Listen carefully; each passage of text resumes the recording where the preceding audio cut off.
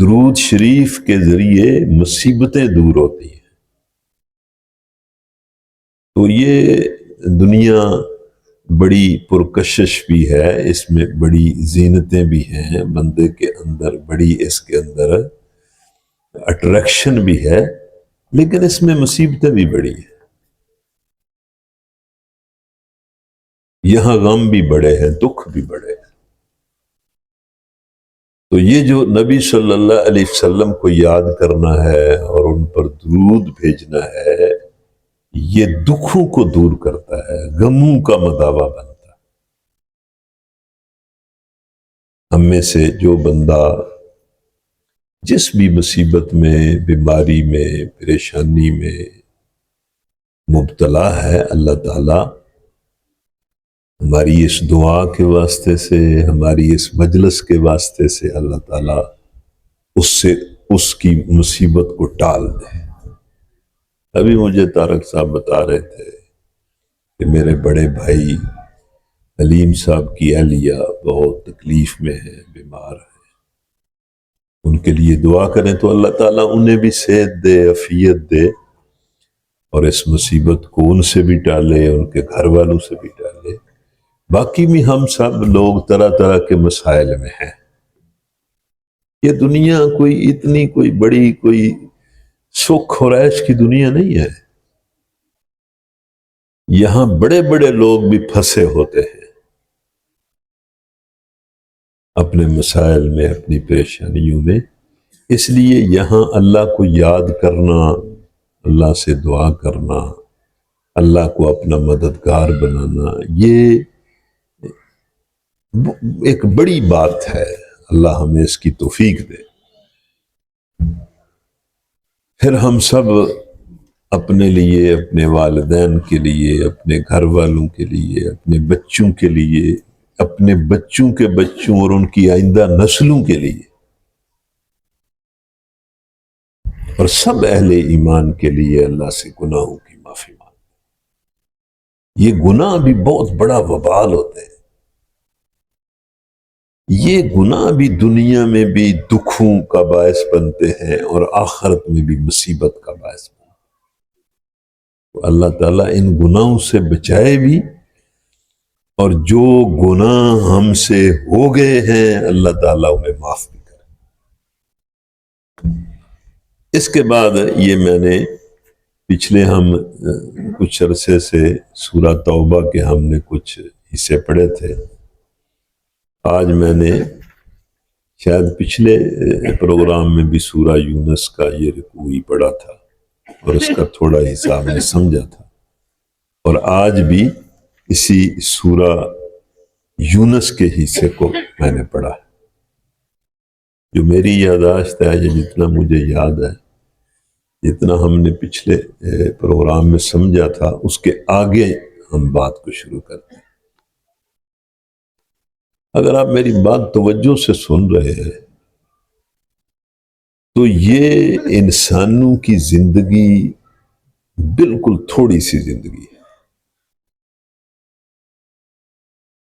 اور اس میں جو کچھ ہمارے پاس ہے وہ تھوڑا بھی ہے اور عارضی بھی. زندگی بھی تھوڑی ہے اور عارضی ہے، اور جو کچھ ہے وہ بھی تھوڑا ہے اور عارضی ہے، اس نے ختم ہو جانا. اور یہ جو تھوڑی سی زندگی ہے اور ہمارے پاس تھوڑے سے وسائل ہیں، یہ امتحان کے لیے.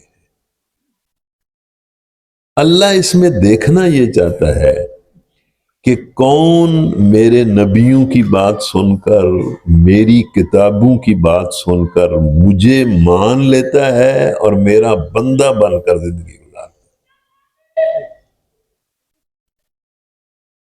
اور کون اس بات کو سمجھ جاتا ہے کہ یہ زندگی امتحان ہے اور اس امتحان میں کامیاب ہونے کی کوشش کرتا ہے، اور یہ بات ذہن میں رکھتا ہے کہ میں نے اپنے ایک ایک عمل اور ایک ایک لفظ کا حساب اللہ کو دینا. پورا قرآن اس سے بھرا ہوا ہے. توحید سے، اللہ کے ذکر سے، اور وہ سارا ذکر اس لیے ہے کہ اس کے بندے بن جاؤ، اس کے بندے بن جاؤ، اس کے بندے بن جاؤ،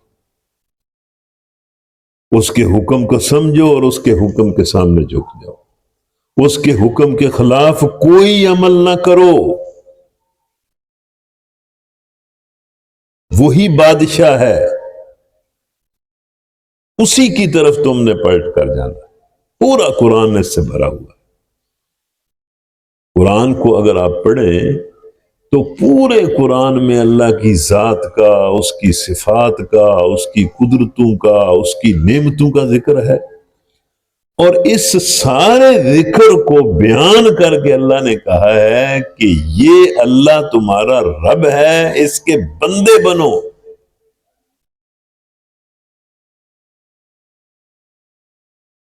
یہ دنیا کی بظاہر زینسوں سے دھوکہ کھا کے اللہ کی نافرمانی نہ کرو، اپنی سوچ بھی اللہ کے حکم کے مطابق بناؤ، اپنا اخلاق بھی اللہ کے حکم کے مطابق بناؤ، اپنے معاملات بھی اللہ کے حکم کے مطابق چلاؤ، اپنا مقصد بھی یہی رکھو کہ میں نے اللہ کو راضی کرنا ہے۔ بار بار یہ بات، یہاں بھی اللہ نے یہ جو میں نے پڑھی ہیں، اس میں بھی اگر آپ نے دھیان سے سنا ہے تو اللہ تعالیٰ نے اپنی قدرتوں کا ذکر کر کے یہ کہا ہے ذالکم اللہ ربکم، یہی اللہ تمہارا رب ہے، فاعبدو، اسی کے غلام بن کر زندگی گزارو، اس کے حکم کے مقابلے میں اپنی مرضی کی بات بھی نہ مانو اور کسی کی مرضی کی بھی بات نہ مانو، اس کے حکم کو پورا کرو۔ فاعبدو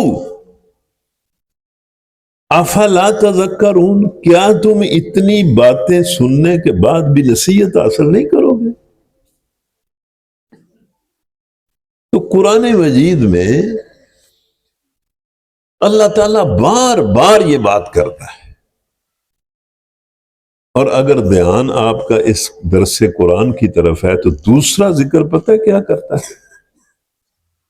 کہ تم سب نے پلٹ کر میرے پاس آنا ہے، اور میرا یہ وعدہ بالکل 100% سچ ہے، اس کے خلاف ہرگز نہیں ہوگا۔ اگر تمہیں یہ شک ہے کہ یہ کیسے ہوگا تو تمہیں سمجھ نہیں آتی،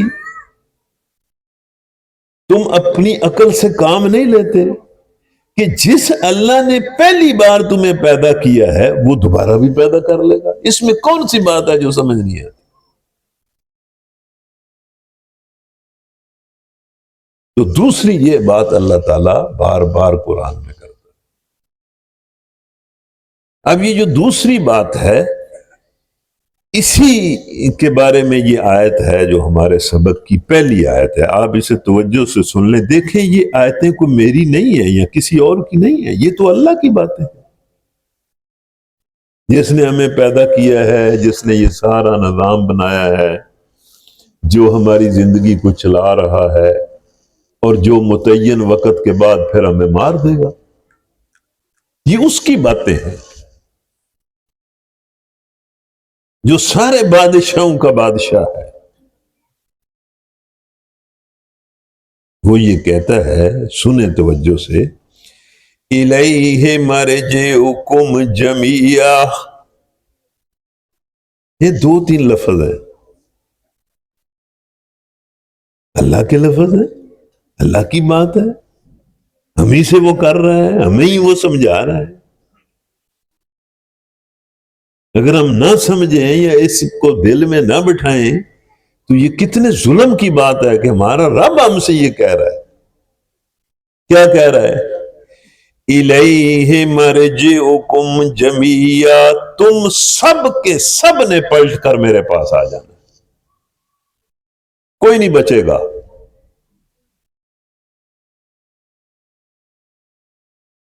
وہ قرآن مجید میں ایک جگہ اللہ کہتا ہے کہ بھئی تم میرا کفر اور میری ناشکری اور میری نافرمانی کرتے کس طرح ہو؟ تم تو کچھ بھی نہیں تھے، میں نے تمہیں زندگی دی، پھر میں ہی تمہیں موت دوں گا، پھر میں ہی تمہیں زندہ کروں گا، پھر میں ہی تمہیں اپنے دربار میں حاضر کر لوں گا، تم میری ناشکری کس طرح کرتے ہو؟ تم تو کچھ بھی نہیں تھے، میں نے تمہیں یہ وجود اور یہ زندگی اور یہ دنیا دی ہے، تمہارا تو کوئی وجود ہی نہیں تھا،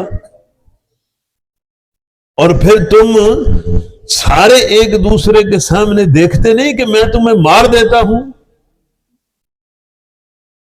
کون کسی کو موت سے بچا لیتا ہے؟ موت کا وقت اٹل ہے، جب وہ آ جاتا ہے تو وہ کسی کے ٹالے تو نہیں ٹلتا،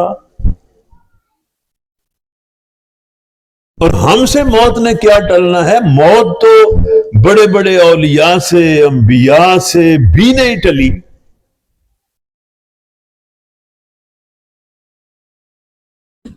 اور پھر اللہ کہتا ہے کہ اس مرنے کے بعد پھر میں نے تمہیں زندہ کرنا ہے، جس طرح تمہیں اب میں نے زندہ کیا ہوا ہے، اور پھر زندہ کر کے میں نے تمہیں اپنی عدالت کے کٹہرے میں کھڑا کرنا ہے، اور تم سے تمہاری پوری زندگی کا حساب لینا ہے۔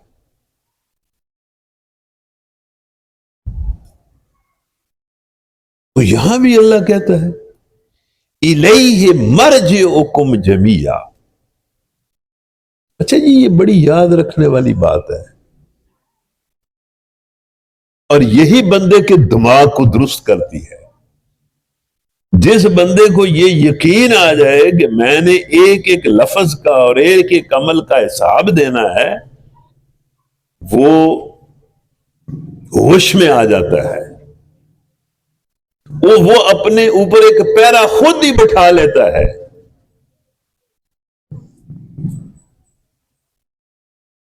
اور غلط سے اور جرم سے اور بدی سے اور برائی سے بچتا ہے۔